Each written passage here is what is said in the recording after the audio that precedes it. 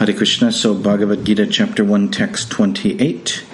Arjuna vacha drishtve svajanam Krishna yuyutsam samapastatam siddhanti mamagatrani mukham cha pariyushushati.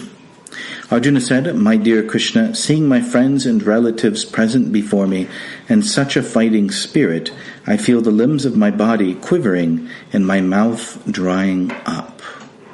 Prabhupada says here, any man who has genuine devotion to the Lord has all the good qualities which are found in godly persons or in the demigods, whereas the non-devotee, however advanced he may be in material qualifications by education and culture, lacks in godly qualities. Okay?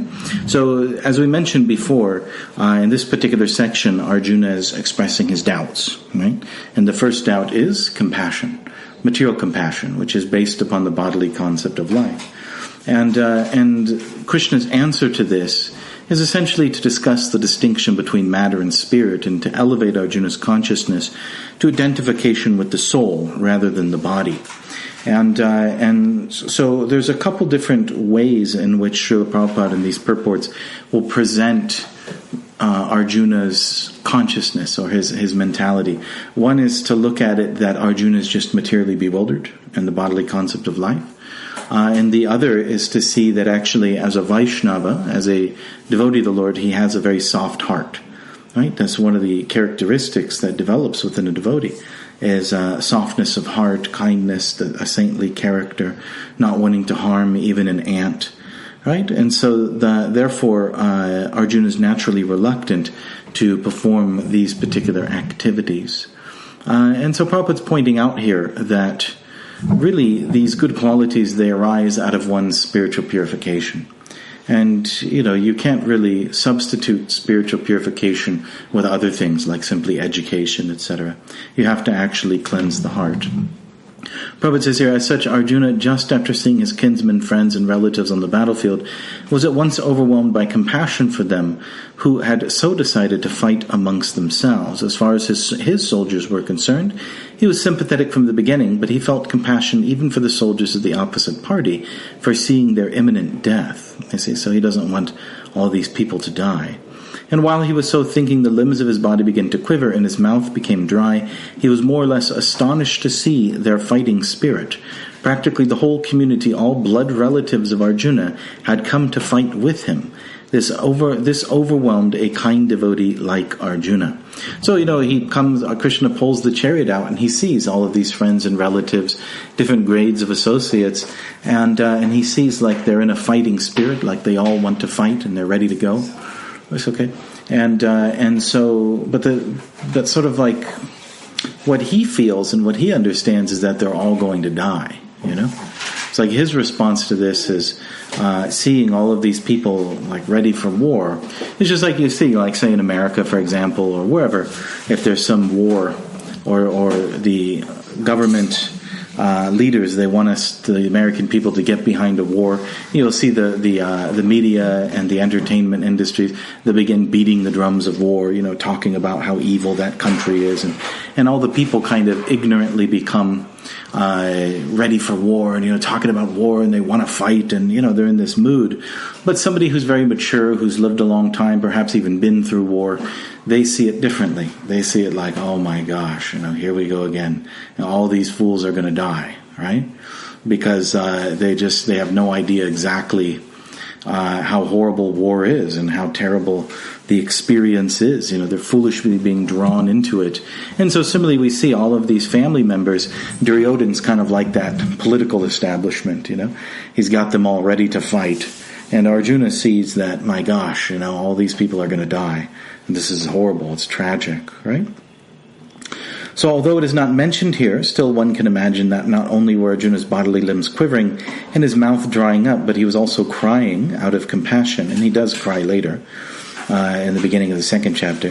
Such symptoms in Arjuna were not due to weakness, but to his soft-heartedness, a characteristic of a pure devotee of the Lord. All right? So that's one way we can see it, is that Arjuna is basically, he's very wise and he's compassionate, and therefore he doesn't want to see violence, especially among these intimate associates.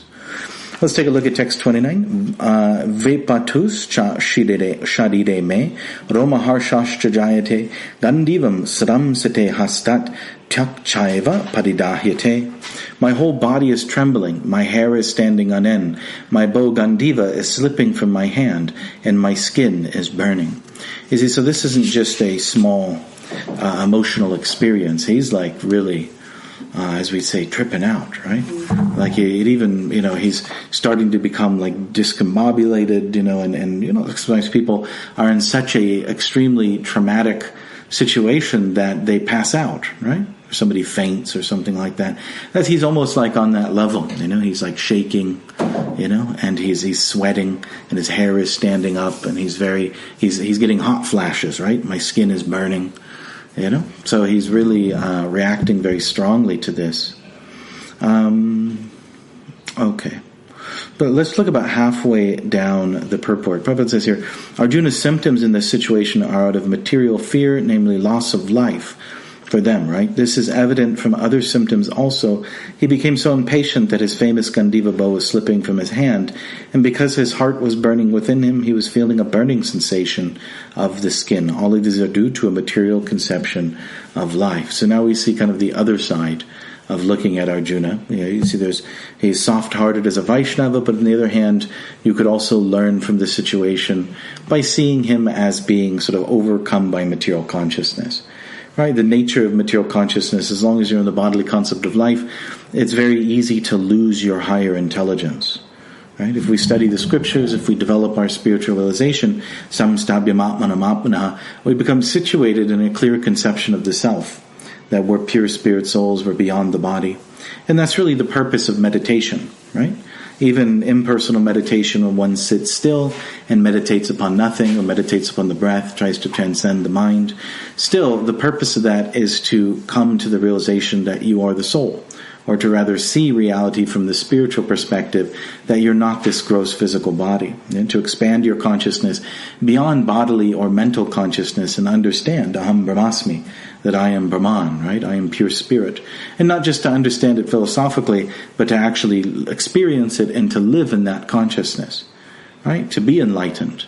And so an individual, cultured individual like Arjuna, he's expected to actually be at least somewhat within that consciousness, and to actually make his decisions and to, based upon that higher understanding, as well as to control his mind and senses and to perform his various duties according to Scripture.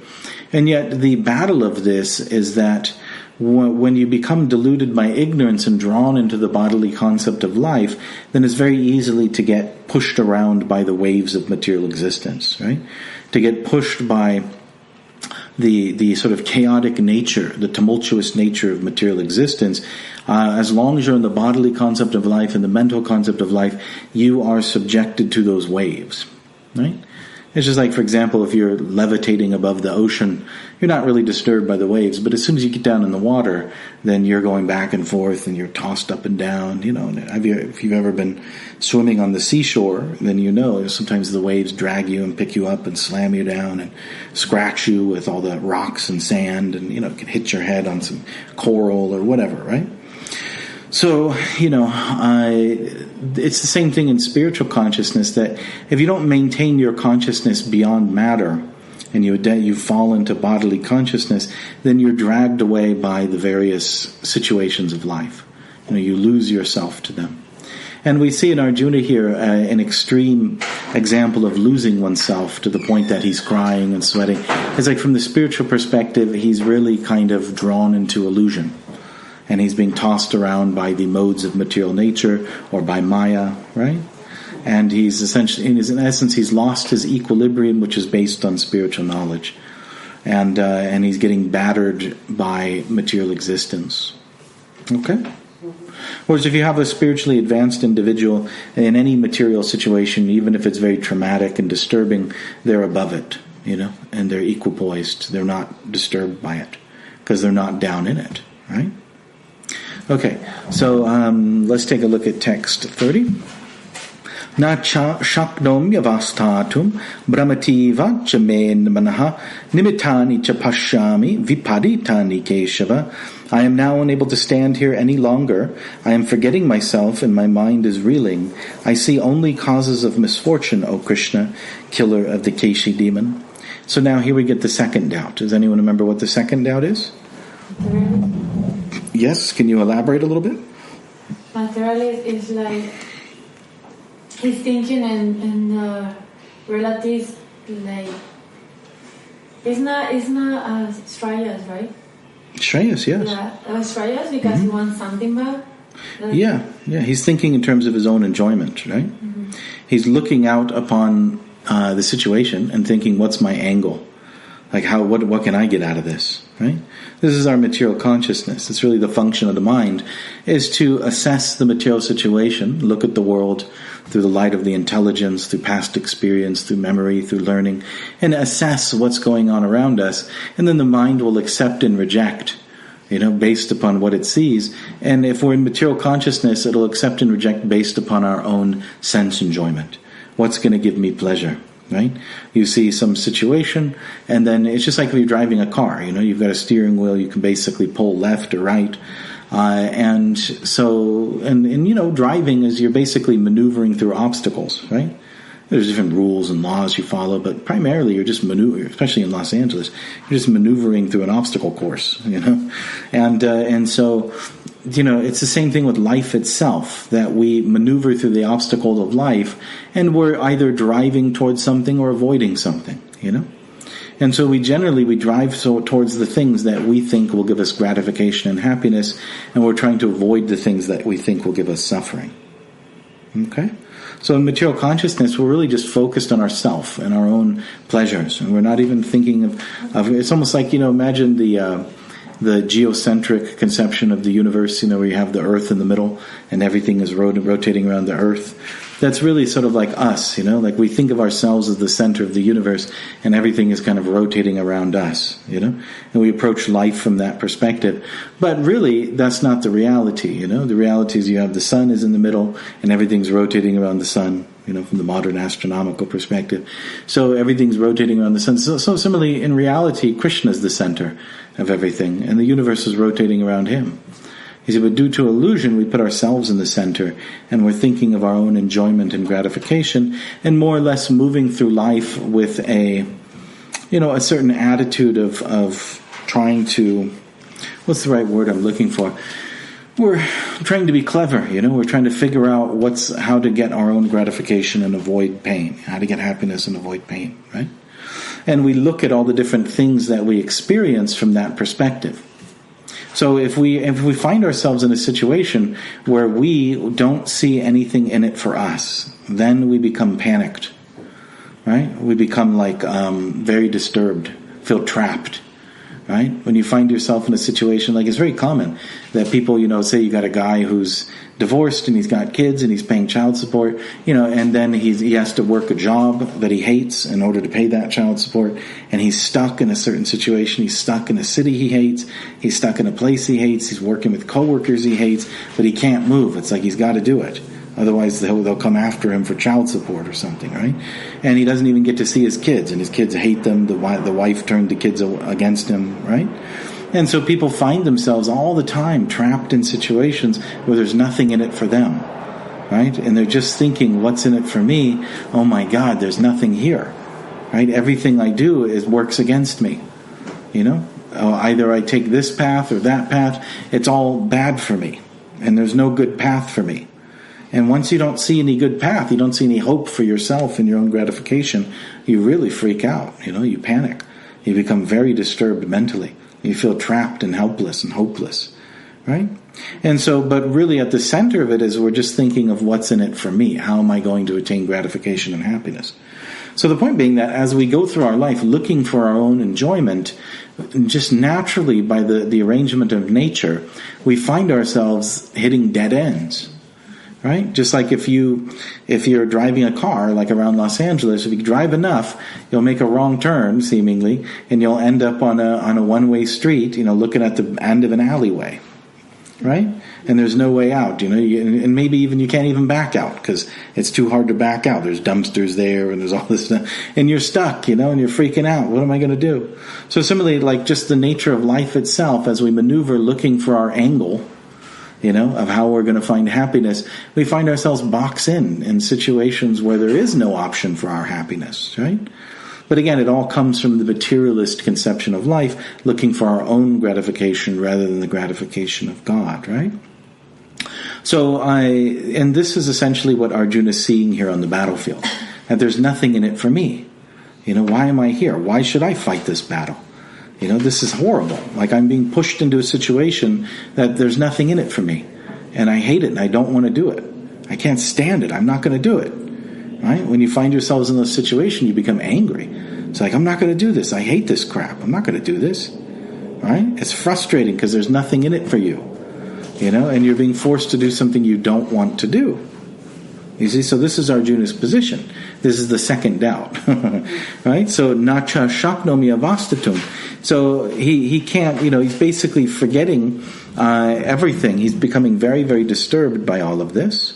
Prabhupada says here, due to his impatience, which, it means like, disturbance, unhappiness. Arjuna was unable to stay on the battlefield and he was forgetting himself on account of his weakness of mind. Excessive attachment for material things puts a man in such a bewildering condition of existence. Bhayam dvitiya bhinive shataha syat. This is from the 11th canto of the Bhagavatam. Such fearfulness and loss of mental equilibrium takes place in the persons who are too affected by material conditions. So this bhayam dvitiya bhinive shataha means that fear, it comes from dvitiya bhinive shataha syat. As soon as we don't see the Supreme Lord, we become fearful. Right? We enter into a world of duality where we're looking for our gratification and we're assessing, what's good and what's bad. Right? We enter into a world of black and white where there's, good and bad and the dualities of material existence. That's vitya bhiniveshataha. We're making all of these distinctions based on good and bad and different dualities because we're looking at the things of the material world for our own gratification. Right? And that's really the whole structure of how we look at reality. We divide things and categorize things. Yeah, here we have a wall, we have a door, we have a light, we have a ceiling, we have books. We got words for all this stuff, right? In reality, it's just Brahman. There is nothing, there is no wall, there is no door. All these things are our own projections. We're in a sense categorizing with our mind, creating a structure onto Brahman, right, within our mind, and then labeling things and separating them from each other, categorizing them, giving them the purposes, etc. Right? Our own mind, we provide, we sort of project a structured reality onto Brahman. And from the Vaishnava perspective, for Brahman, we say everything is Krishna. In other words, there's nothing but Krishna. You see, all of this is Krishna. But we make, this is a light, this is a ceiling, this is a floor, this is a wall, door, chair, right? And so, but why do we do that? Why do we make all these distinctions? Because we're looking at it for our own gratification. We're looking at it for our own manipulation, how we can somehow get an angle for our gratification. As soon as we look at Krishna's energy with the intention of enjoying, we have to separate it from Krishna, see it as something different from Krishna, because you can't try to enjoy Krishna. It doesn't work that way. Right? You have to somehow in your mind forget that it's Krishna, and then you have to divide it all up so that it fits into a plan that you're making as you maneuver through the world looking for your own gratification. Does that make sense? Okay. No? Cruising for bruising. Does that make sense? You sure? Okay. Yeah. If if something doesn't make sense, just go ahead. Because these things, sometimes it's a little bit too, sometimes my fault is I just keep on rambling and I want to make sure that everyone's following step by step. So anyway, so this whole world is basically like a projection onto Krishna of a certain sort of like categorization of things, a certain separateness from Krishna, a categorization of things into different compartments that we can maneuver through them for our own gratification. We're projecting a material conception of reality onto God and His energies, when really all there is God and His energies. And as soon as we do that, then we become filled with fear, bhayam. Dvitiya bhiniveshataha. As soon as you forget that everything is Krishna, automatically you become fearful. As soon as you stop seeing that everything is Brahman and start projecting different distinctions, material distinctions onto things and categorizing them and looking for your own angle on gratification, you no longer see Brahman, you no longer see God, and you feel scared, right? And you feel anxious. That's the... just like, for example, I like to give this example in this regard, that if you ever remember when you're a little kid, or if you've had kids, and when there used to be Toys R Us, they're not around anymore, but you used to take the kids there, right? Or maybe you were a kid there, and you enter into Toys R Us, and it's like a heaven on earth, You go inside, and they've got all sorts of toys, like on ropes, sliding across the ceiling, and there's toys all over the shelves, and there's bikes and Barbies and G.I. Joes, and, everything is there, right? And every kid's got their own aisle that they know, Like I remember the G.I. Joe aisle was like in the middle, so I had to make a left, down the main aisle, then a right, and it's like, it's like a feast. It's like an incredible feast that you feel so wonderful going in. Just, you're going to Toys R Us, you feel like it's a party, right? But then what happens when a kid loses their parent? They panic? Yeah, all of a sudden, as soon as if the kid's young enough, a lot of kids don't even care, they're trying to lose the parent, right? But if you for a real young kid, if they somehow, they get away from their parents and they can't find them and they're running around the aisles looking for mom and she's not there, it's like all of a sudden the kid starts to panic and all those toys start looking like creepy, it no longer looks like a fun place, it looks like a nightmare. So it's the same for the soul. As soon as we lose contact or vision of Brahman, or as soon as we lose contact with Krishna, then we immediately start to feel anxiety. We immediately start to feel discomfort and unhappiness and fear. That's ultimately fear. Because we're like a child separated from our mother, We're separated from our own true nature. And it's really disturbing and freaking out. It's just like, one of the most freaky things that can happen to you is drowning. Has anybody ever drowned before? Yes. Yeah, it's very disturbing, right? And, like I remember one time I almost drowned, I was swimming in like a tank, like a water tank in India, and there's a bunch of people swimming in there. I got caught underneath them, and they were like kicking me down and stuff, and couldn't get up or fight my way between them. They're all wrestling around, and I started to breathe in water, and it's so freaky, it's like a panic that enters into you. So that's us when we're down in that material water. When we lose the conception of Brahman or Krishna, then immediately we start to feel that death fear, And I forget what's that called, but what is that called? There's a certain word for it, but anyway, I can't remember it. But generally, it's been detected, by philosophers throughout human civilization, that there's a general kind of discomfort or dissatisfaction that people have. Right? It's like it's there throughout all cultures and all time. People have there's something about life that's not satisfying. And even if you have everything material or whatever, still there's something burning in your heart. There's a kind of discomfort, and that's ultimately what this is. Is this bhayam, it's this anxiety because the soul cannot feel satisfied when it's separated from Brahman. We're out of our element. Yeah? It was that term that at one point in one era, maybe it was the 60s, 70s, when everybody was saying, I have to find myself. Mm-hmm. Was that the hippie? I think it was the hippie era when everybody just pulled back from society and said, well, I need to find myself. Sure. Yeah. It drives people in spiritual life, And when it becomes very strong, it drives people towards liberation, like they want to seriously take to transcendence, right? I mean, that's one of the first of the fourfold noble truths in Buddhism, like reality is suffering. Everything is suffering. So even if everything material is there, like the Buddha, Gautama Siddhartha, he was a king, had everything, still you're not satisfied. And there's nothing, and it probably gives the example of like a fish. If you take a fish out of water, that's like the reverse of us drowning. If you take a fish out of water and you give him a nice suit and a nice tie, and you give him a bicycle, and you give him a cigarette and cigar or whatever, you know what I mean? He's not going to be happy. He's sitting there, and you put a cigar in his mouth and, give him, start fanning him or something, give him a television, He's not going to be happy because he's out of his element. So similarly, we're out of our element in material existence. And so Arjuna's feeling that to the extreme, because material nature, we're always unhappy, but at a certain point, we find ourselves in situations where we get really boxed in, and our attempts at gratification are totally frustrated. So Prabhupada's here, Arjuna envisioned only painful reverses on the battlefield. So that's nimitani, vipaditani, right? Vipaditani means reverses. So he would not be happy even by gaining victory over the foe. The words nimitani viparitani are significant when a man sees only frustration and his expectations. He thinks, quote unquote, why am I here? Everyone is interested in himself and his own welfare. No one is interested in the Supreme Self.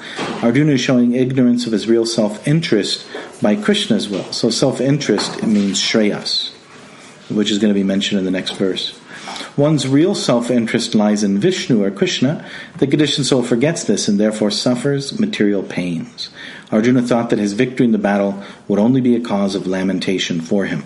Text 31, Na cha shreyo nupashami, hatva svajnam ahave, na kankshe vijayam Krishna, na cha dajam sukhanicha.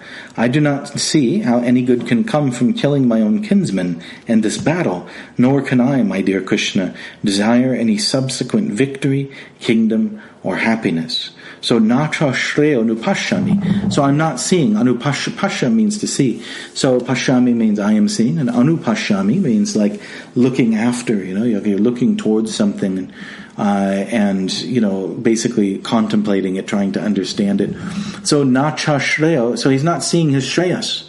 I'm looking at the situation, trying to figure out what's in it for me, and there's nothing. Yeah. Hatva svajanam, killing my own kinsman. So svajanam is important because he, kind of like Dhritarashtra, is acting in the bodily concept of life, and he's thinking in terms of the body, that these are my kinsmen. Right? Mm-hmm. These individuals are related to me, they're related to my body, and therefore they're my relatives. There's some special category I put them in of closeness to me because of identification with the physical body. Okay, so and he's looking, even if I obtain victory and a kingdom, what's the use, right? And he's going to mention in the next couple of verses, it's like enjoying something tainted with blood, Imagine if I make you a delicious birthday cake, like a strawberry jam birthday cake with cheesecake filling on the bottom or something, and chocolate right on top, and it looks delicious. Put ice cream around it, and I bring it to you, and you're like, oh my God, thank you. I say, go ahead and enjoy, but I mixed in 1 drop of blood. Right? He's like, no thank you. That's I cut my finger, I opened my finger deliberately and I squeezed blood into it while I was making it. It's like, no thank you, you can keep the cake. It's kind of nasty, right? So similarly, what's the use of getting a whole kingdom or an empire if all the people that you would want to share it with, your relatives and everything, if you killed them to get it? You know what I mean? Mm-hmm. It's like, why would you kill your own family? How can you even enjoy something after you've killed your family to get it? It's horrible. So Prabhupada says here, without knowing that one's self-interest shreyas is in Krishna, or Vishnu or Krishna, conditioned souls are attracted by bodily relationships, hoping to be happy in such situations. In such a blind conception of life, they forget even the causes of material happiness. Arjuna appears to have even forgotten the moral codes for a kshatriya. It is said that 2 kinds of men, namely the kshatriya who died directly in front of the battlefield under Krishna's personal orders, and the person in the renounced order of life who, as absolutely devoted to spiritual culture, are eligible to enter into the sun globe, which is so powerful and dazzling. So the sun planet is considered, you might say, on a higher dimensional level to be a planet of the sun god, and for warriors that die in battle, in a righteous battle, like they're fighting to protect on the side of righteousness, and especially with the Supreme Lord, fully giving his blessings, then such individuals go to that heavenly realm, right? As well as to renunciates, people like sannyasis. So it's actually, how hard it is to become a sannyasi and to renounce the world. It's very difficult, right? Of course, to go to a heavenly planet as a sannyasi, there's probably some material desire in the heart, even though you're a sannyasi. But still, such intense spiritual practice takes you to a heavenly realm. But for a warrior, it's actually quite a lot easier. All you got to do is go fight, in a righteous war, protecting someone, and you get to go there for some time. Okay, but we see here the attitude of Arjuna is really that he's very much unlike kind of the modern kings. Like if you look at like Shakespearean literature, there's all these different stories like Hamlet or what's the Scottish play? Macbeth, where it's like there's stories of people killing their relatives, massacring their family for the throne and stuff like that, and how horrible that is. People become haunted, they be driven to madness, and it's a truth, all throughout history you see that people constantly massacre and murder each other for the throne. If you've ever been to London or something, you go to the Tower of London, it's just like the story after story of the kings or murdering their relatives because they're competitors, murdering brothers, nephews, children of their children of their sister or something, you know what I mean? Imprisoning them in the tower to die of starvation and all these different horrible types of things. So and how can you enjoy that? If you're a king living in such a situation, oftentimes terrified, the sword of Damocles, you have people are constantly threatening you with death. You could be assassinated at any moment and you've murdered all of your family members. This is how a lot of kings live throughout history, And how can you even enjoy such a kingdom? Well, I think, what was it, Joseph Stalin? If you ever read about his life, it was actually horrible. I mean, he's such a powerful person, right? Extremely powerful person, and yet he couldn't even practically leave the rooms where he lived because so many people wanted to kill him, right?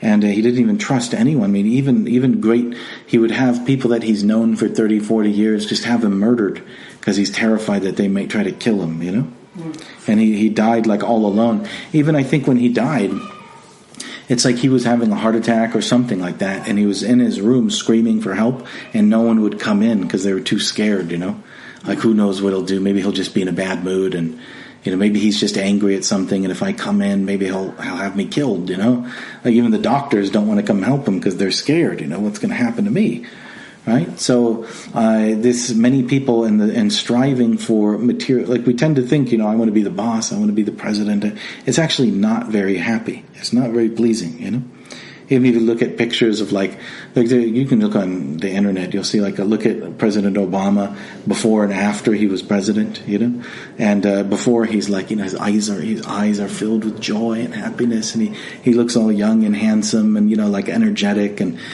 he's got a very I'm really going to do my best type of mood, and then you see only 4 years later the picture, he's ugh. His hair's all gray, and he looks like he aged 15 or 20 years, and he's all gaunt, and he just looks like, geez, I'm just trying to survive, And that's what leadership does to you, It's not a very pleasurable thing. It's like you're attacked from all sides, and it's highly political and disturbing. And so this is the kind of environment that Duryodhana likes. He wants to be in that type of situation. Arjuna could care less, right? He is not interested in that at all. Mm-hmm. And if he attains a kingdom, he doesn't want to do it. He's not willing to commit any kind of sinful activities like that, or to struggle in politics like that. He'd rather just give up the kingdom. Okay? So that's kind of his attitude. He's a spiritual person. He's not interested in all this. Yeah, he's peaceful. He's not interested in all this stuff. Okay, let's take a look here. Arjuna continues to kind of explain. Kim no rajena govinda, kim bhogaye jivitaen va, yesham arte kankshatam no rajam bhoga sukhani cha, ta ime vastata yudhe, pranams takva dhanani cha, acharya pitada putras tataiva chatti pitamaha, Matula swasura pautra syala sambandhanastata etanne hantum ichchami gnatopi madhusudana api trailoka rajasya hito kim nu mahi krite nihatya dharatrashtrana ka priti syajjanardana. O Govinda, of what avail to us are a kingdom, happiness, or even life itself, when all of those for whom we may desire them are now arrayed on this battlefield?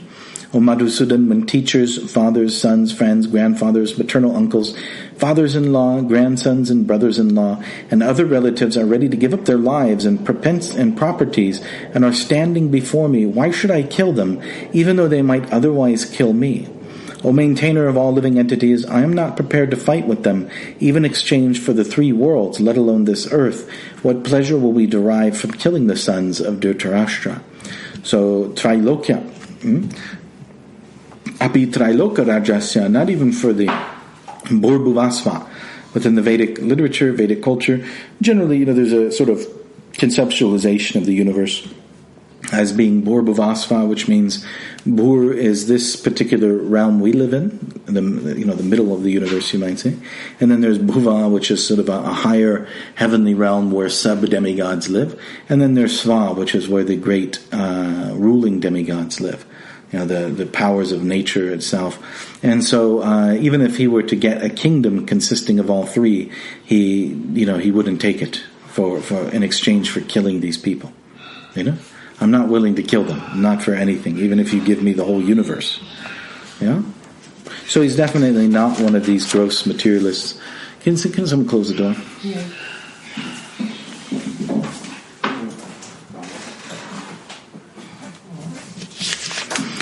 Prabhupada says Arjuna has addressed Lord Krishna as Govinda because Krishna is the object of all pleasures for cows and senses. By using this significant word, Arjuna indicates that Krishna should understand what will satisfy Arjuna's senses. But a Govinda is not meant for satisfying our senses.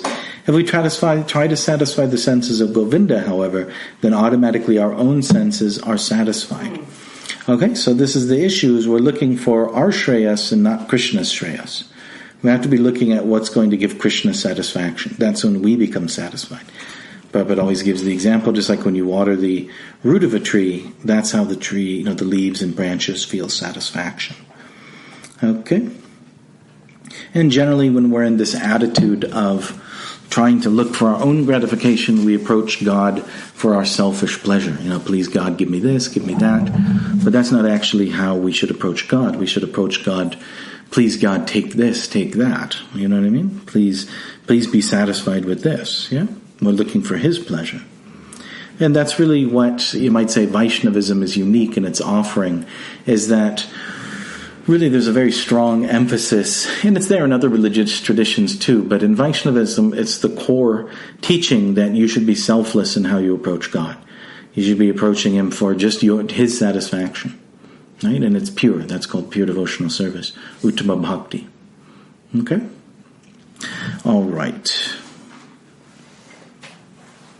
Let's take a look at text 36. Oh, so just to kind of reiterate something. So Prabhupada mentions in this purport, some of the names that Arjuna is calling Krishna, and there's, deeper meanings behind it, which is something we've already spoken about. Okay, let's take a look at text 36. Papam evashrayad asman hatvaitan atatayanaha tasman nadhan vayam hantum daratarashtran sabhandavan svajanam hi katham hatva sukhina syama madhava. Sin will overcome us if we slay such aggressors. Therefore, it is not proper for us to kill the sons of Dhritarashtra and our friends. What should we gain, O Krishna, husband of the goddess of fortune, and how could we be happy by killing our own kinsmen? All right? So again, he's concerned with what's the use of trying to enjoy if you're killing these people? And again, how am I going to enjoy when the only reason that I would want the kingdom to begin with is to take care of these people? Right? It's like, why, it's, what am I going to sit alone on a pile of ashes, of my family and friends and enjoy? That's not enjoyment to me. Enjoyment means, for me, to see all of these people happy and to take care of them, right? So, it's kind of like, would you like to win the lottery? Okay, I will give you $1 billion, the biggest lottery winnings ever, but you'll be the only person left on earth. It's like, okay, well, gee, thanks. You know what I mean? Like, what am I going to do with it, right? So it's the same thing, or like, what if I give you $1 billion, but all your family and friends will die? Would you take it? It's like, no, it's because what am I going to do with it, right? So according to Vedic injunctions, there are 6 kinds of aggressors, and we talked about this already. A poison giver, and one who sets fire to the house, one who attacks with deadly weapons, one who plunders riches, one who occupies another's land, and one who kidnaps a wife. Such aggressors are at once to be killed, and no sin is incurred in killing such aggressors. Okay? So these come from the Manu Samhita and Vishishta Samhita. So there's different what are called Dharma Shastras, which mention these different principles. So basically in self-defense and to protect one's property, you can kill and you don't get any reaction. So such killing of aggressors is quite befitting any ordinary man, but Arjuna was not an ordinary man. He was saintly by character, and therefore he wanted to deal with them in saintliness. Okay, so there's a certain level of, you have a right to self-defense, but you don't have to necessarily execute that right. I remember one time I saw this YouTube video, it's very powerful actually.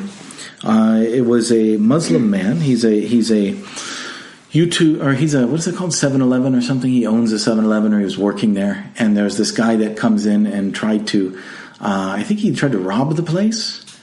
I don't know if he tried to rob him. And so the Muslim guy, he pulls out a shotgun, and I guess the guy's gun wasn't loaded or it wasn't real or something like that. But the guy immediately threw down his weapon, and he was begging for his life and got on his knees and stuff like that. And then the shopkeeper actually came up to him, and instead of calling the police or beating him with the shotgun or shooting him, he asked him, what are you doing? Why'd you do this? And he said, well, I'm hungry and I don't have any food to eat.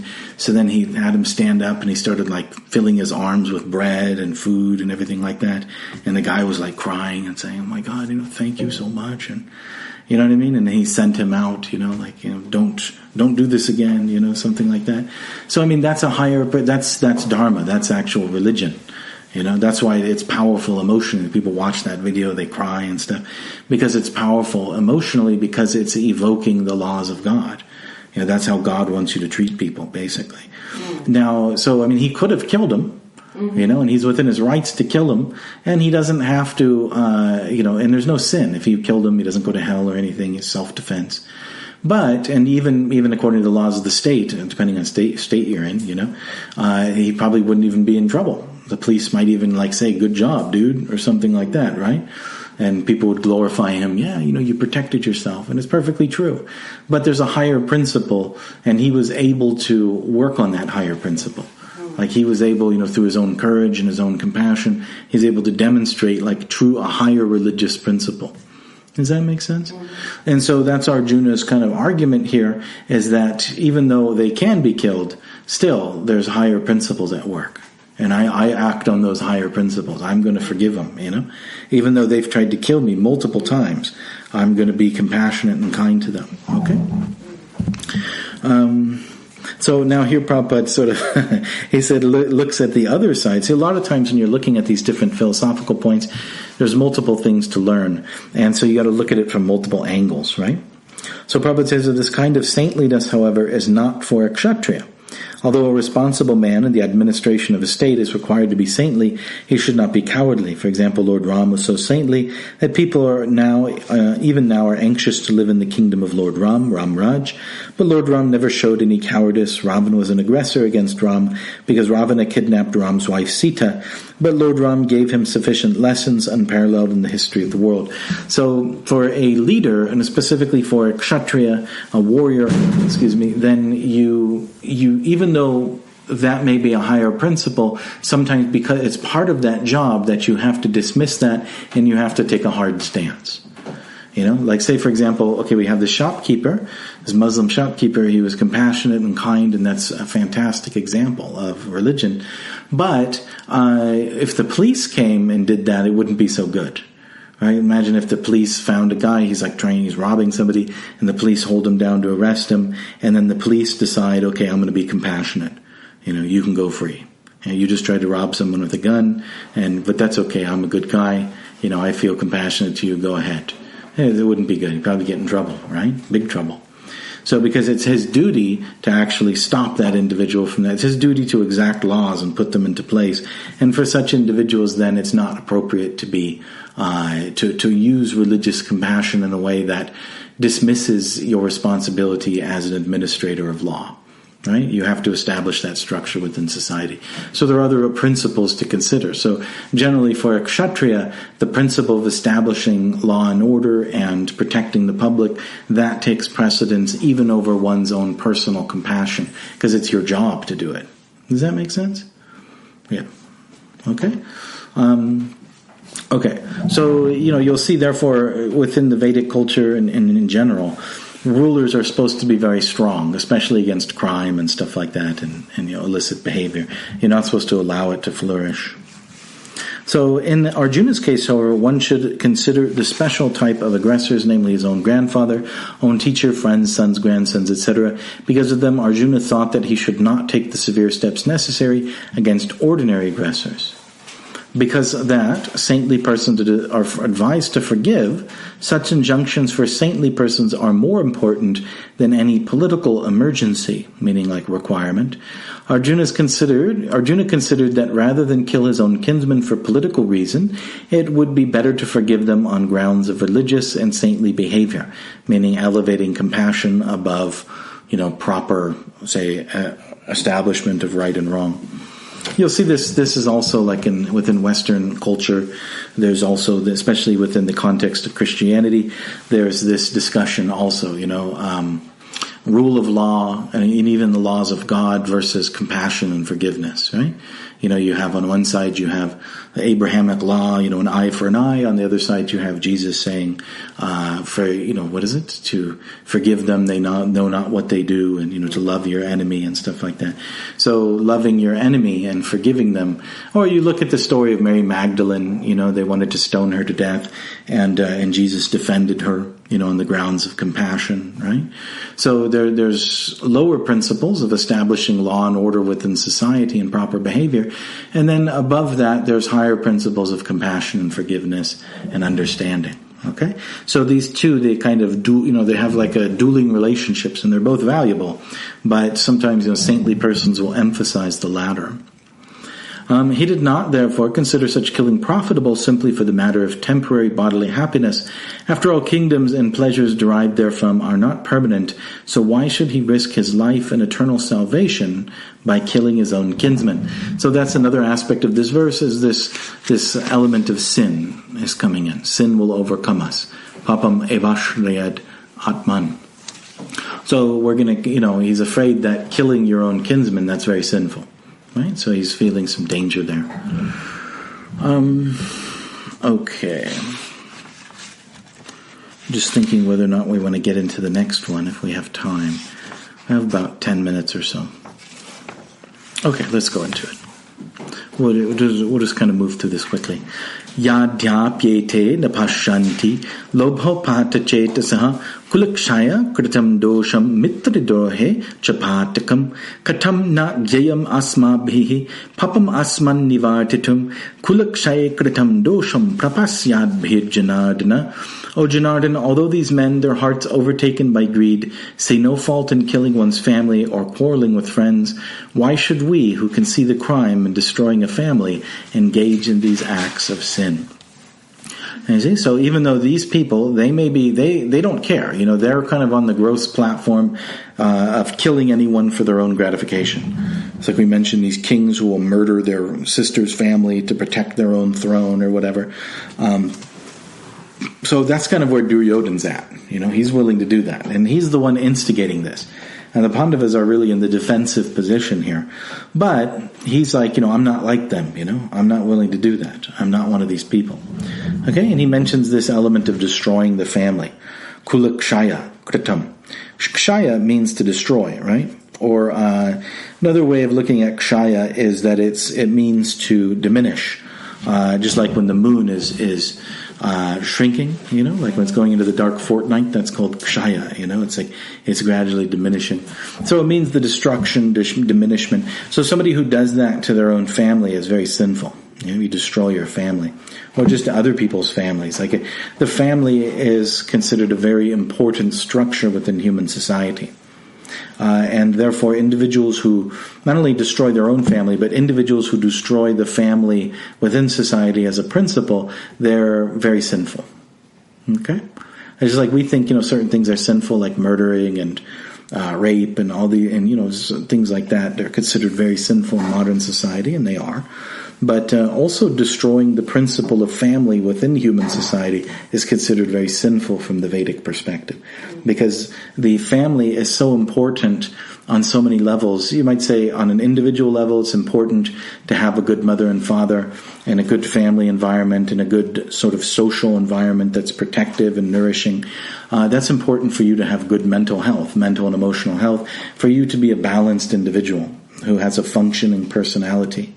Right? And your physical health, of course, is based on that, right? If you have good mental and emotional health, tendencies are you won't have bad habits, you'll be quite healthy. So just to be a healthy, full-functioning human, you need to be raised in a nice family environment, good mother, father, extended family, good village, which is also like an extended family, and have a nice, peaceful, loving environment.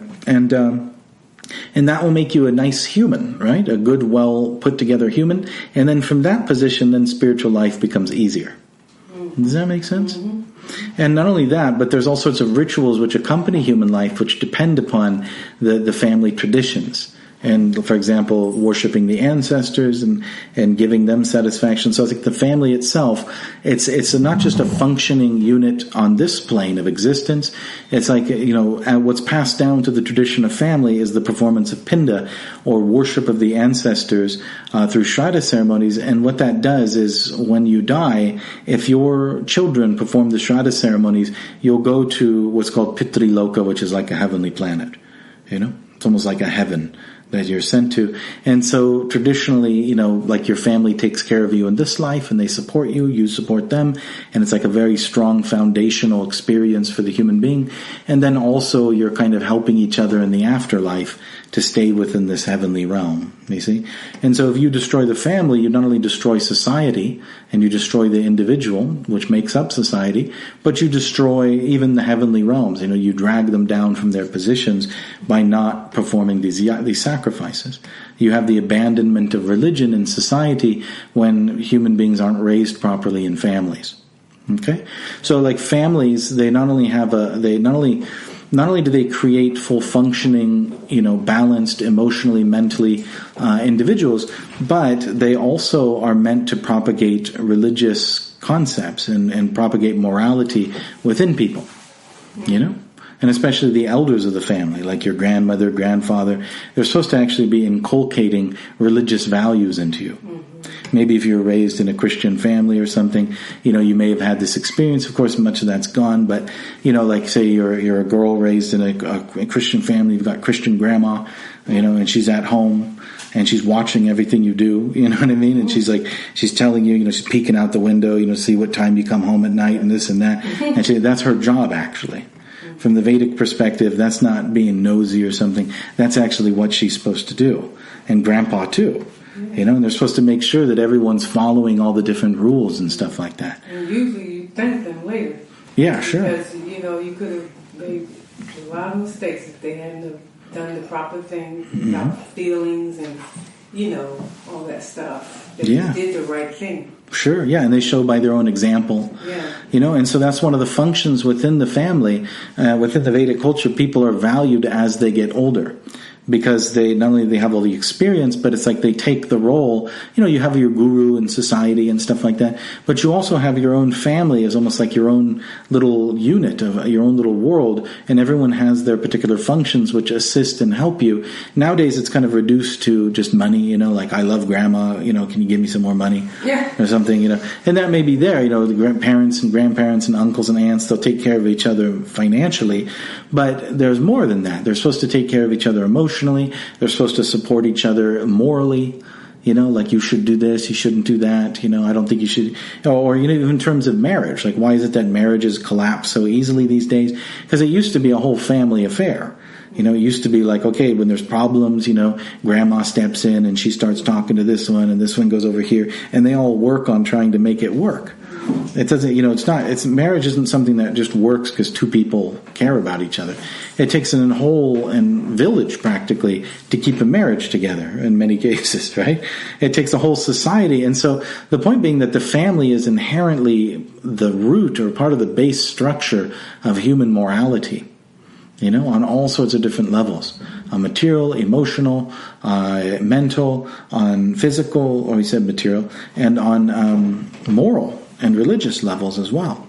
And so it's all very important for creating a nice environment for the individual to be a very happy, prosperous person that can then devote themselves towards their self-realization. So the family is a super important thing. Okay? So I think tomorrow we'll go more, because Arjuna is going to start arguing, on Tuesday, Arjuna is going to start arguing in 39, 40, and 41 more about the destruction of the family and how dangerous it is and how he doesn't want to be a part of that. Because if he kills all these guys on the battlefield, you could say there's a couple levels. One is if he kills all these men, then it's like their families are going to suffer. He's contributing to the destruction of family. Okay, any questions or anything? Thank you. Okay, thank you very much. All glories, Prabhupada.